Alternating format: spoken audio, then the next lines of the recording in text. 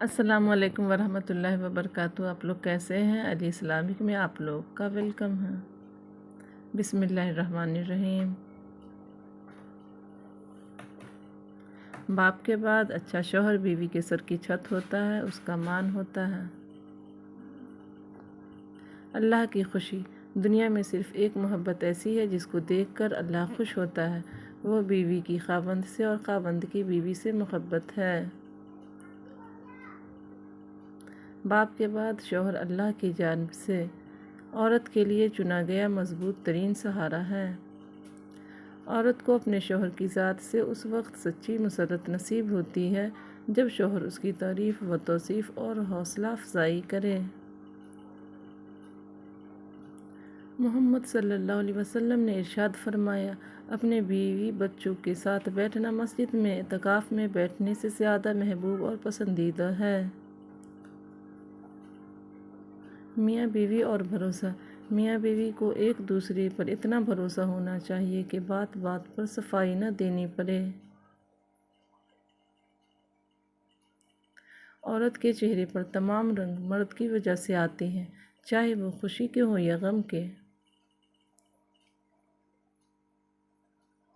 فکر کرنے والے شوہر بھی خوش نصیب بیویوں کو ہی ملتے ہیں۔ شوہر کا لاپرواہ ہونا بیوی کو نفسیاتی مریض بنا دیتا ہے۔ شوہر اور بیوی۔ جب شوہر اپنی روٹھی بیوی کو پیار سے مناتا ہے تو اللہ پاک کو اس کی یہ ادا بہت پسند آتی ہے۔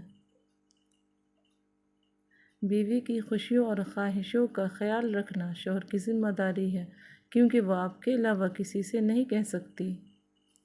تم مردوں سے مقابلہ نہیں کیا کرو، ان کو ایک درجہ اوپر میرے رب نے دیا ہے تاکہ وہ تمہاری حفاظت کر سکے، نہ کہ اس لیے کہ تم ان کی برابری کرو۔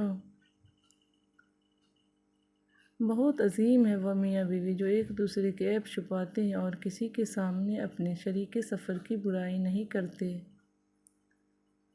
حضرت محمد مصطفیٰ صلی اللہ علیہ وسلم نے فرمایا، نیک اور بلند مرتبہ لوگ اپنی بیویوں کی عزت کرتے ہیں اور پست ذہنیت اور نیچ لوگ ان کی توہین کرتے ہیں۔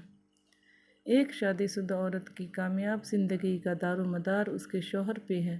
شوہر کا تعاون ہو تبھی عورت بسے گی، چاہے محل میں رہے یا جھوپڑی میں۔ عورت کی قسمت کا انحصار اس کی خوبصورتی یا تعلیم پر نہیں بلکہ اس کی زندگی میں شامل ہونے والے مرد پر ہوتا ہے۔ دو لوگوں میں رشتہ ہمیشہ کسی تیسرے بندے کی وجہ سے خراب ہوتا ہے۔ مرد کی جیب میں اگر عورت کی وفا ہو تو وہ دنیا کا سب سے امیر آدمی ہے۔ نیک سیرت بیوی اپنے شوہر کو ہی دنیا کا سب سے اچھا اور خوبصورت مرد مانتی ہے۔ اللہ حافظ۔ Thanks for watching.